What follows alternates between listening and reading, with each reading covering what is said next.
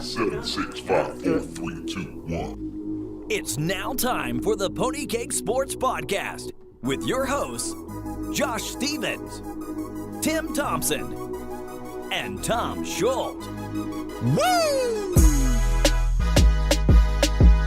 Hey there, everybody. We are back again, and this time we are talking the 2018 NFL Draft prospects, the tight end position. And before we get to that, as always, I am surrounded by two great gentlemen, Tom and Tim. Guys, how we doing? Oh, living the dream. Fantastic over here. Glad to be back on the Facebook Live. Talking to all of our friends and fans and a-hole haters. A-hole haters. Yeah. It's good to be diving into the rookie prospects. I know we enjoy this more than a lot of people, but it's almost draft season. I'm excited. Yeah, Tim, why don't you tell everybody again about the Le'Veon Bell jersey giveaway? So we are giving away a signed Le'Veon Bell jersey. We decided, actually, this past episode, we are going to be giving it away officially Super Bowl week. We'll be on Facebook Live, and we're going to give it away then. So make sure there's 3 ways that you can enter in.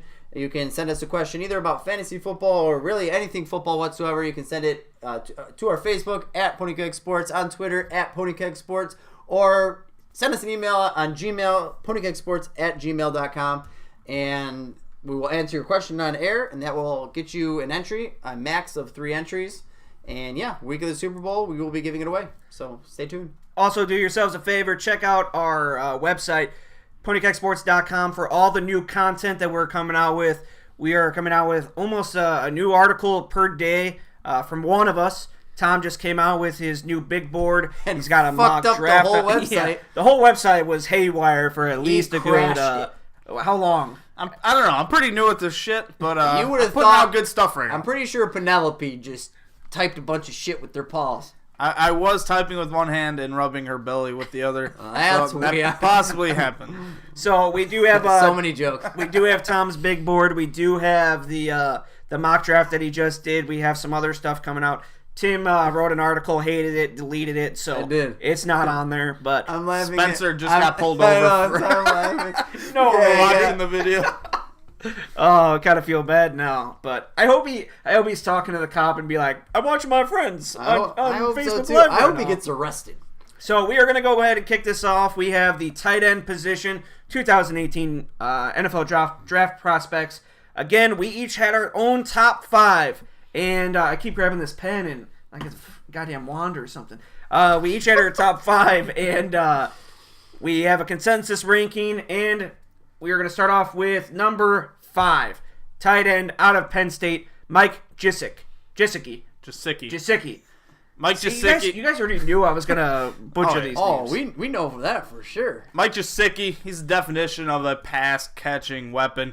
Really, can't even label him as a tight end. He's just a pass catcher. He's a bigger wide receiver, but he's very good at that. He uses his length and his size to create advantages over defenders. Very athletically gifted, able to attack the seam and stretch the field. Absolutely horrendous blocker. There's a lot of times on tape you're watching Saquon Barkley. Even if you're watching a Saquon Barkley game film, you see him get blown up in the backfield. Half the time it's from Gesicki missing a block or getting pushed back into the middle of the pile. Absolutely horrendous. He needs to hit the weight room, get a little bigger. He looks a little thin and gangly out there, but I like the kid and what he brings to the table as a pass catcher. Yeah, I wouldn't be surprised to see them try to just move him to a full wide receiver position, in all honesty. Like you said, Tom, he is, and that's why I didn't even have him listed in my top 5. He is horrendous at blocking. Literally, there's times where he engages with someone, and it's like he just lets him go. He wants nothing to do with it. It seems like he's almost scared to be physical in a blocking sense. It's weird because he can take a hit. He can be physical when it comes to contact, when it comes to the ball. But, yeah, it's kind of ironic to think that Saquon Barkley had the year that he did despite what his tight end did for him. So, I don't like him at 5, in all honesty. You said he's more of your traditional pass catcher, but sure. We do have a tight end that was drafted this past year that was a more traditional pass catcher as well, and we've seen him do quite well at the NFL level. So what are your thoughts on the comparison between those two guys? When you talking about him and Ingram? Yeah. They're different types of players. Like Gesicki's more of that early level Jimmy Graham when he was coming in the NFL. Just that big body, athletic. Ingram's a little smaller, probably way faster than Gesicki will probably test. But that's pretty much how he's going to be used. He'll probably be lined up in the slot more often than as an inline tight end. Well, it's worth noting as well, as we start to talk about the tight ends here, last year's tight end class was an enigma. A lot of high quality talent. You don't see how many ended up get drafted. 2 or 3 got drafted in the first round last year. 3 got drafted in the first year. And then 2 or 3 more in the second round. Yeah. So and people were crazy when we were telling them that there could be 3 or 4 drafted in the first round. I mean, and you're going to be lucky to see 2 drafted in the first 2 rounds, probably. Yeah, I think maybe, you might see 2, just like you said. Yeah. I don't think, Tom, you made a point that there's somebody on this list that we may see late first round, but me personally, I don't see a first rounder on this list right now. So, number 4 on our list, tight end out of South Dakota State, Dallas Goedert. My favorite name. Didn't have him on my list, but I love Gogurt. My kids eat it all the time, so I hope this kid goes out there, has himself a great career. Not overly sold by him, in all honesty. I like the way he's able to, he takes contact well while catching the ball. Hard to take down. Just seems like just a big physical dude. Haven't seen enough on his run blocking. Obviously, I don't think they have any tape for him for this year at all. I wasn't able to find any tape. So, yeah, I don't know, Tom, you love Gogurt. He's probably the best FCS prospect for the NFL this year. A lot of guys, Mel Kiper, all those guys have him as a top 2 or 3 tight end. So he does have that ability, but he's got that elite size that teams are looking for, 6'5", close to 250 pounds. Word is he's probably going to run in the 4.5s or 4.6s, which is similar to what the guys in the first round last year ran. So that's something you got to be happy about. Exactly what teams are looking for a tight end. He's shown the ability. I've seen tape from this year. He's an efficient blocker. He's good at it. South Dakota State, they run the football a lot, and they run behind him a lot. He's an extension to that offensive line. I think he's an all-around prospect at tight end and should be getting looks in the end of the first round, early second. Yeah, last year he had better numbers, but this year still very respectable. But last year, you look at that, 11 touchdowns last year for him. He is, like you said, your pass catching tight end. And he does block, but that really stood out to me. He can catch the ball pretty much with ease, and he looks really good out there, really fluid catching the ball as well. He's absolutely dominant at the FCS level. That's what you want for prospects coming out of there. And Tim, you were the biggest Adam Shaheen fan, so I'm just absolutely shocked you didn't have Dallas as your number 1 overall prospect, hoping that the Bears take him in the first or second round. I hate you. I hate you so incredibly much. I love Gogurt. I hate you. Number 3 on our list, we have tight end out of South Carolina, Hayden Hurst. Hayden Hurst, reliable pass catcher, pretty fluent route runner as well, and willing blocker, good size, got that elite size that we've been talking about, 6'5", close to 250 pounds. Reports are that he's going to run in the low 4.6s. That's what they've timed him at South Carolina. That's extremely good. Prove that he's able to create separation on cornerbacks, safeties, and linebackers. That's very good. The only negative really about this kid, he's going to be 25 years old when the NFL season starts next year. He was a minor league baseball player, was drafted, so his college career for football kind of started a little bit late. That's really the only negative thing about him and the reason why I think we have him at number 3. I know he was Tim's number 1 guy, so preach to his choir. He was. I don't really understand. Listen, I think you guys are letting a 25-years old scare you off more than it should. To me, that just screams he's ready to go. He's the best overall tight end by far. Yeah. He doesn't do any one thing necessarily the best, but he does everything well. He blocks well. He runs routes well. He's quick for a tight end. With his size, he's very physical. He can run the ball at times. He is immediately implemented into an NFL offense and is successful, in my opinion. You can put him, a team that I would look at, I know they just drafted a tight end last year, but a team like the Tennessee Titans, someone like that, I could see him being very successful there. Or even the Oakland Raiders. Put him on a team like the Oakland and let him, build a relationship there. He's very, very, very talented.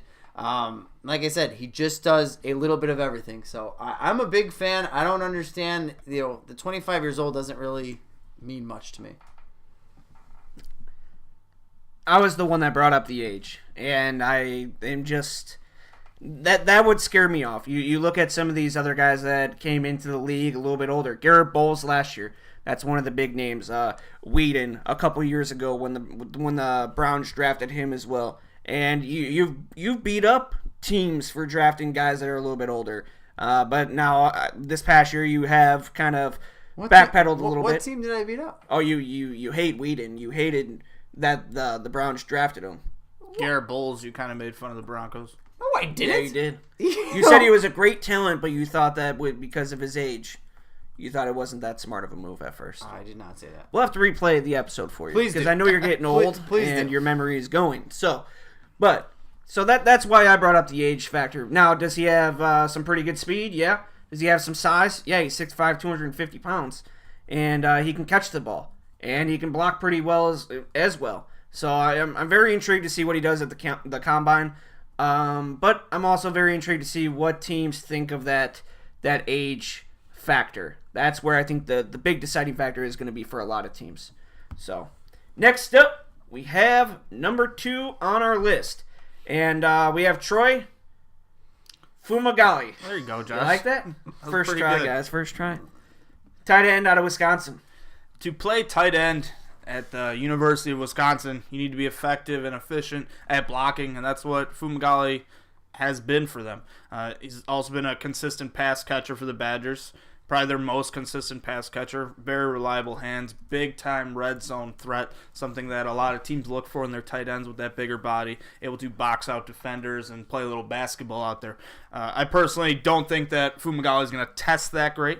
He won't be that field-stretching tight end that really is a matchup nightmare for defenses. But I like his all-around game. And I think he's going to be a good pro. And he's also only has 9 fingers. He only has 9 fingers? Yes. He's missing like half a finger. But he's probably got some of the best hands out of this class for a tight end. So, pretty impressive. Yeah, I think I had him right there as the most complete. The guy we're going to talk about at number 1, I think, is the most explosive and has the biggest upside. I think that's why we all kind of fell in love with him and had him as high as we did.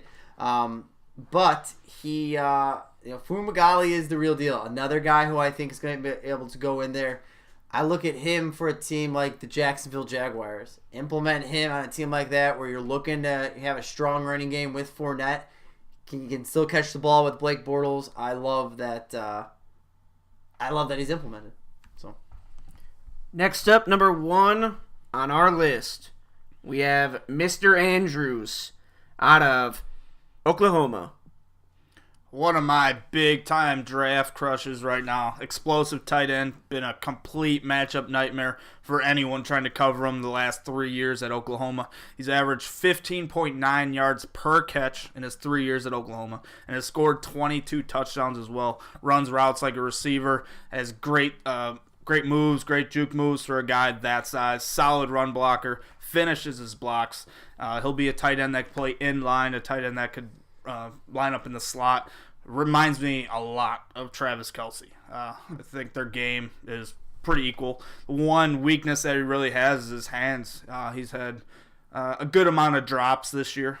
If he can get that together, perform at the Combine, show that he doesn't have a problem with drops there, I think he's got a chance to be a first-round pick. go ahead.